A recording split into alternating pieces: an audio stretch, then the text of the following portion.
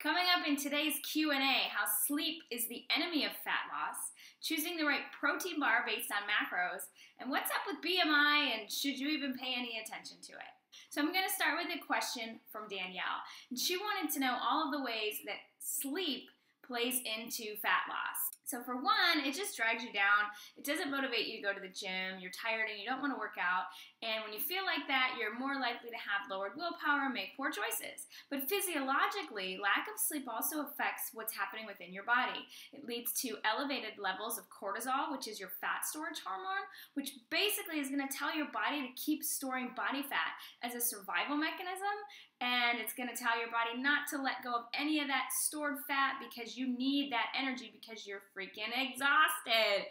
So if you are trying to lose body fat, you have to sleep. Start with a minimum of 7 hours a night. Some people need 8 or more. Don't feel bad about it. You'll feel so much better when you start sleeping well consistently, I promise. Question number 2 was from Amy, and she wanted to know what's up with BMI and how it could tell someone who's a friend of hers who she thinks appears quite fit that that individual is obese. So BMI stands for body mass index, and basically in simple terms, it's just measuring your weight to height ratio to tell you whether or not you have good body composition.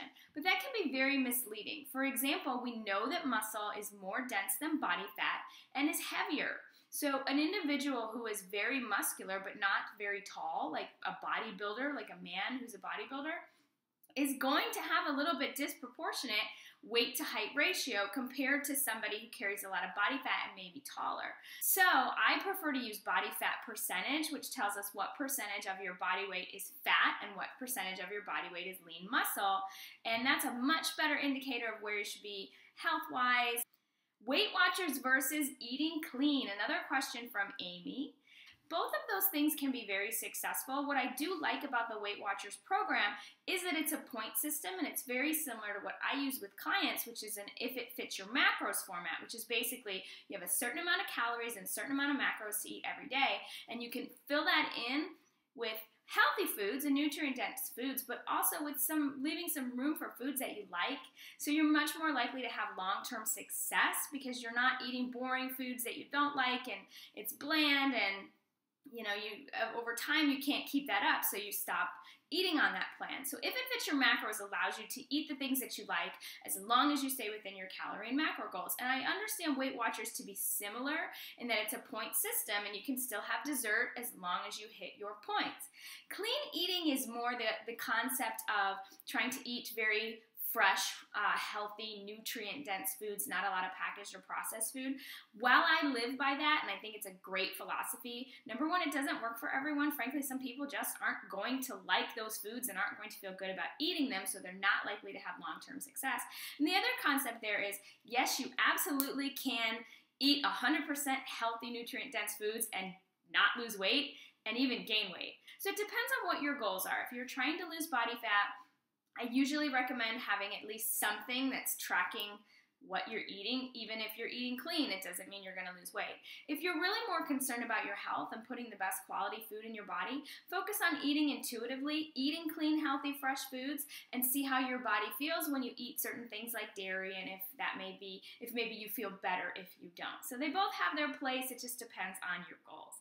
And our final question from Amanda, she asked about a protein bar, what you should be looking for macros, in which case I usually recommend looking for an equal ratio of protein and carbs. Something like a Quest bar that has about 20 grams of protein and about 21 grams of carbs. Some of these bars that you will see may have 20 to 25 grams of carbohydrate and only 10 grams of protein. What you're going to find is those bars are pretty loaded down in sugar, and it's usually more like a candy bar, to be honest. I like to have my protein bars with at least 15 grams of protein. You also want to make sure that that bar has a lot of fiber in it. So for example, a Quest bar has a lot of grams of carbohydrate, but it's very high in fiber. So most of those grams of carbs are not coming from sugar. I usually recommend 7 grams or less for sugar and about 7 grams or less for fat, only because calorically, if you're already eating a bar that has 20 grams of protein and 20 grams of carbs, you're getting up towards the 200 calorie range. And in a protein bar, you usually want to stick under 200 calories. Great questions, you guys. Keep them coming. If you want to get these videos sent to you every week straight into your email inbox, go to melanieashfitness.com. Click on free gift up in the right-hand corner and get signed up to be a member of my list. You get tips and tricks and all kinds of fun info delivered straight to you every week, as well as new opportunities before anybody else with Melanie Ash Fitness.